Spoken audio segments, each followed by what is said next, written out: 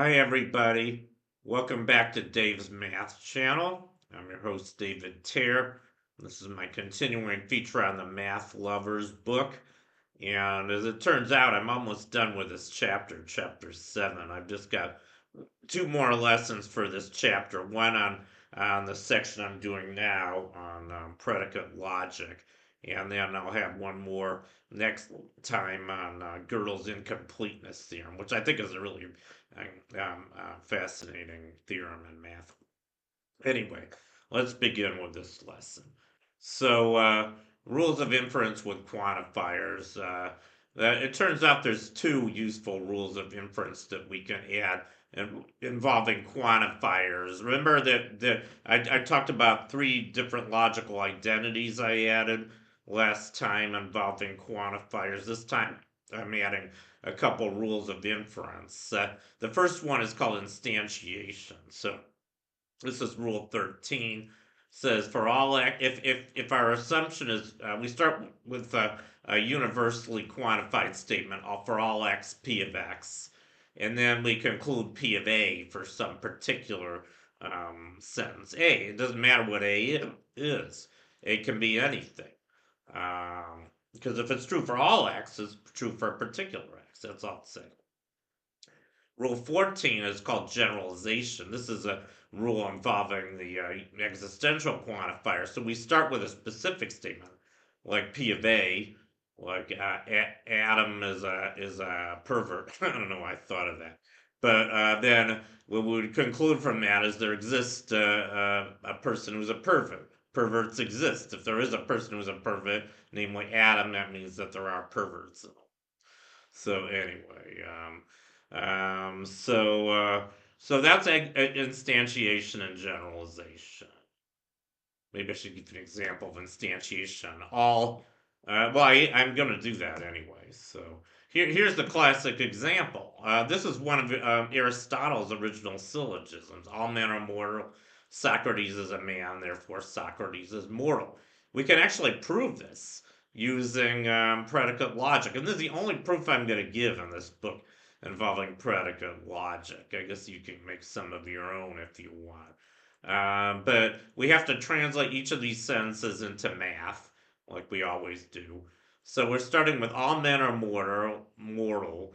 So with the way we would say that for all x, if x is a human, I'm using man because man and mortal both start with the same letter m. I'm using x is a man, I'm writing x is a human, that's h of x. So if x is a human, then x is mortal, m of x. M of x means x is mortal.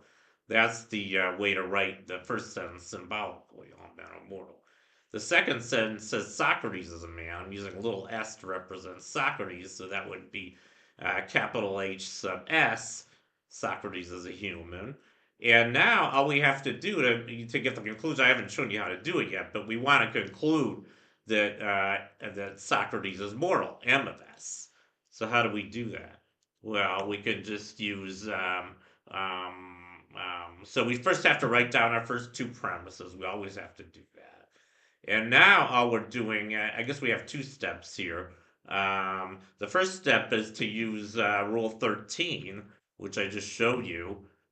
Rule 13 is instantiation. So we started with all men are mortal for all x. If x is a man, then x is mortal. And now we can just instantiate that with s. So the instantiation of h of x implies m of x is h of s implies m of s. That's a compound statement. It's not an atomic statement, and you don't have to start with atomic statements. So this is just this is a valid application of Rule 13 instantiation. So now we have one final step. We have premise 2 says h of s, and then statement 3 here says h of s implies m of s. Well, now we can just use modus ponens, which is rule 1 of the rule of inference. We start with 3. H of s implies m of s. H of s, therefore m of s. Remember the rule P implies Q, P therefore Q. That's modus ponens. Rule 1 that we use from propositional logic. So we conclude that Socrates is mortal.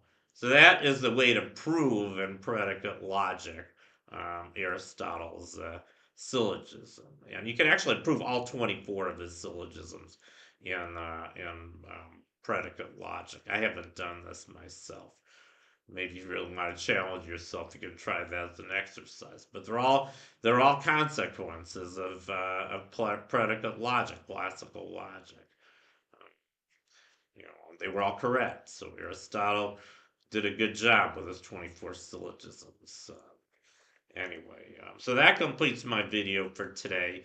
And that completes section 7.3 of the Math Lovers book. And like I said, next lesson I'm going to do will be on section 7.4, which is Gödel's incompleteness theorem. I'm going to give a little bit of a preview. I might as well do that. I really think Gödel's incompleteness theorem is one of the most amazing results I've ever learned in math. It's very counterintuitive. What it says, I'll just tell you what it says. It says that mathematics is necessarily incomplete. Not just mathematics, but any sufficiently rich system of math or logic. If it's able to express enough stuff, then it has to be incomplete. There have to be sentences, statements in your system that you're not provable or disprovable. Pretty counterintuitive result. As a matter of fact, there was a program in the 19th century. I think it was Russell and Whitehead's program. They wanted to axiomatize all of mathematics, but then Gödel proved, I think, in 1931, when he came up with this theorem, that this was impossible. But I'm getting ahead of myself. That'll be next time. So anyway, thank you for watching. Long live math, and I'll see you guys next time.